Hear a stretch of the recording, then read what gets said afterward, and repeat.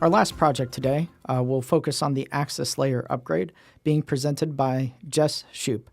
Off to you, Jess. Thank you, John. Good morning, everybody. I have the pleasure to bring you the last project of the day on Projects Live, Access Layer Upgrade.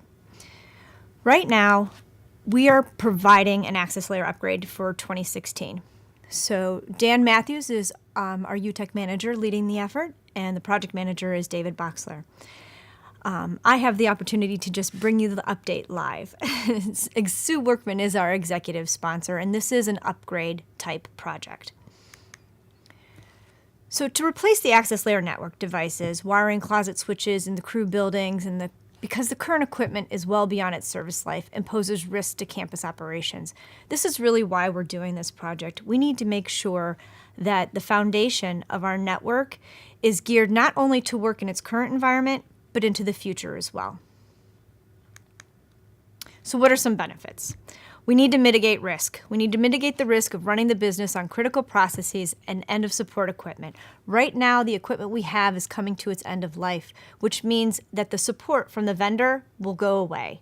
So we need the ability to employ new technologies that are not possible on legacy equipment. We want to be able to put ourselves in a position to advance us into the future, and unfortunately, our current equipment will not do that. So we're doing this upgrade to increase network capacity to meet the growing demands. So what's our methodology? How are we going to go about doing this?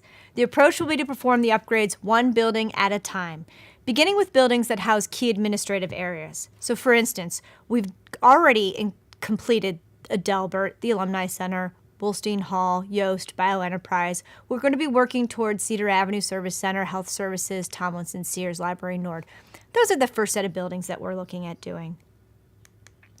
So where are we? The good news is, if we look at this slide, we've completed Adelbert, Alumni, Wolstein, Yost, and Bioenterprise, as I had mentioned previously.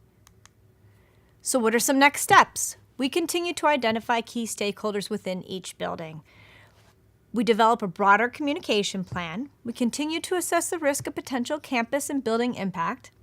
Finalize the Phase 2 rollout plan. We communicate to stakeholders. Continue to implement on a rolling basis. Before I go to questions, there are a couple little updates that I also would like to remind everyone.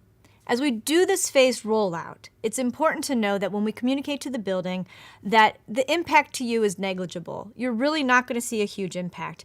You're not going to notice a faster network. It really should be seamless. What we're doing is we're making sure that this project puts us in a position to be able to offer better network services into the future, not necessarily change the way you do business today. It's an important aspect. Okay, John, let's see if we have any questions or feedback on this project.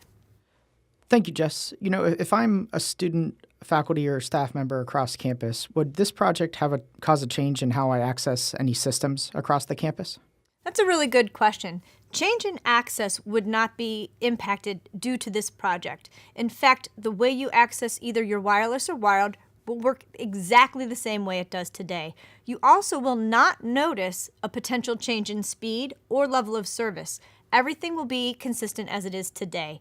Like I said earlier, this is just a way to set us up into the future. It's not going to shift anything or change anything from the services we have today.